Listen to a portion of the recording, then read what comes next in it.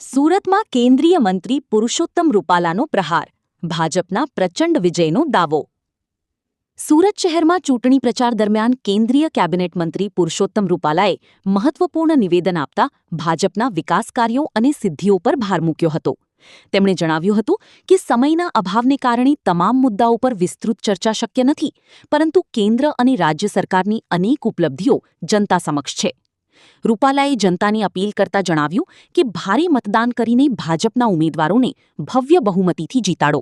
તેમણે વધુમાં ઉમેર્યું કે છેલ્લા 10-15 વર્ષથી કાંટાની ટક્કરની વાતો કરવામાં આવે છે, પરંતુ હકીકતમાં ભાજપ સામે કોઈ મજબૂત પડકાર ઊભો થયો નથી અને આ વખતે ભાજપનો પ્રચંડ વિજય નિશ્ચિત છે। વિપક્ષ પર પ્રહાર કરતા તેમણે કહ્યું કે જે લોકો પાસે પોતાની પાર્ટીની ઉપલબ્ધિઓ અને યોજનાઓ અંગે વાત કરવાનો સમય નથી, તેઓ બિનજરૂરી મુદ્દાઓ ઉઠાવી રહ્યા છે। ભાજપ વિકાસના મુદ્દા પર મત માંગે છે અને જનતાનો વિશ્વાસ જીતે છે, એવું તેમણે જણાવ્યું। મહિલા આરક્ષણ મુદ્દે પણ રૂપાલાએ વિપક્ષની ટીકા કરી હતી। તેમણે કહ્યું કે વિપક્ષી મહિલાઓ માટે મહત્વપૂર્ણ આરક્ષણ બિલ પાસ થવા દીધું નથી, જ્યારે આ પ્રસ્તાવ મહિલાઓની વિધાનસભા અને લોકસભામાં વધુ પ્રતિનિધિત્વ આપવાનો હતો। તેમણે મહિલાઓની સત્ય જાણીને યોગ્ય નિર્ણય લેવા અપીલ કરી। આ નિવેદનથી સુરતમાં ચૂંટણી પ્રચાર વધુ તેજ બન્યો છે અને રાજકીય ગરમાવો વધ્યો છે। रिपोर्टर नैतिक रेशमवाड़ा, सूरत। मैं सूरत वासियों को अपील करने आया हूँ कि 26 तारीख को यहाँ के महानगर के सभी नगर सेवकों को चुनने का जो उपक्रम है उनमें भारी मतदान करें और भारतीय जनता पार्टी के सभी प्रत्याशियों को बहुमत से जिताएं। सर, आ वखते कांटानी टक्कर मानवामां आवी रही छे, शुं कहेशो?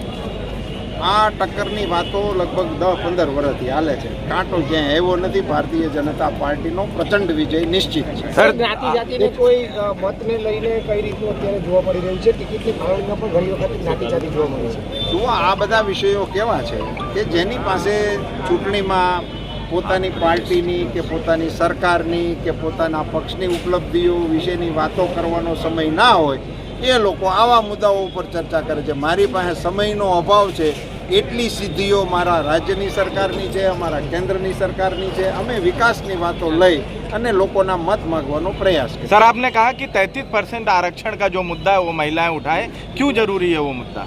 क्योंकि विपक्षों ने इनको पास नहीं करने दिया है, तो विपक्षों को महिलाओं को बताना चाहिए कि हमने इसलिए नहीं पास किया है।